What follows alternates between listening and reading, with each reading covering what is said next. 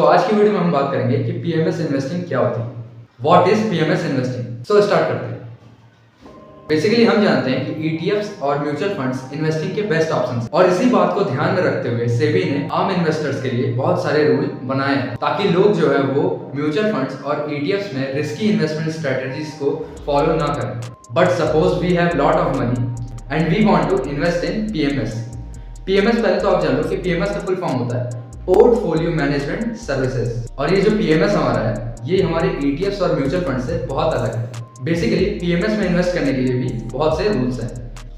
First है कि हमारे पास अपना डीमेट अकाउंट ओपन कराना पड़ेगा पीएमएस में एंड देन हमें एक न्यू बैंक अकाउंट भी ओपन करना पड़ेगा।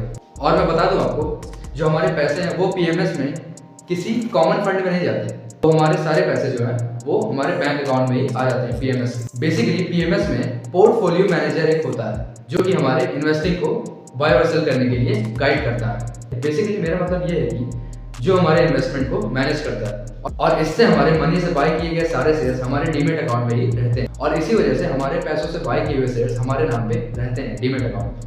अभी तक हमने जाना कि हमारे पोर्टफोलियो को एक पोर्टफोलियो मैनेजर मैनेज करता है। बट एक और बात मैं आपको बता दूं, इसमें पीएमएस में इन्वेस्टिंग चार्जेस ज्यादा होते हैं in the comparison of mutual funds और ईटीएफ्स। बेसिकली पीएमएस में आपको इन्वेस्टमेंट अमाउंट के साथ साथ एंट्री फीस 1 से 3% तक की और मैनेजमेंट फीस जो कि 1 से 3% तक की ईयरली कॉस्ट पे पड़ती है। लास्ट हमारा ब्रोकरी फीस भी उसमें देना पड़ता है। बेसिकली पीएमएस में इन्वेस्ट करने के लिए मिनिमम 50 लाख चाहिए होता है, 50 लाख रुपीस।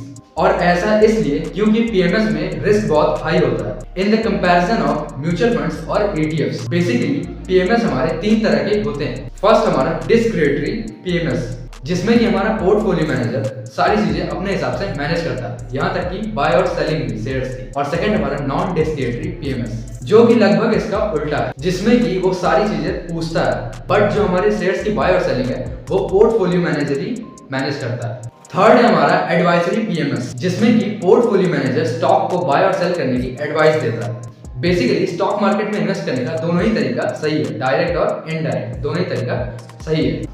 अगर आप खुद से नॉलेज गेन करके इन्वेस्टिंग करना चाहते हो तो आपके लिए डायरेक्ट इन्वेस्टिंग सही होगी, और अगर आप खुद से नॉलेज गेन करके नहीं करते हो तो आपके लिए इनडायरेक्ट ऑप्शन सबसे सही होगा, जिसमें कि आपको म्यूचुअल फंड और ईटीएफ्स में इन्वेस्ट करने का मौका मिलता है जिसको कि हमारे मैनेजर्स हैंडल करते हैं। अब नेक्स्ट हम आते हैं अपने पीएमएस पे। एक और बात मैं आपको बताना चाहता हूँ, अगर आप पीएमएस में इन्वेस्ट करना चाहते हो उससे पहले आप कंसल्ट कर लो अपने फाइनेंशियल एडवाइजर से।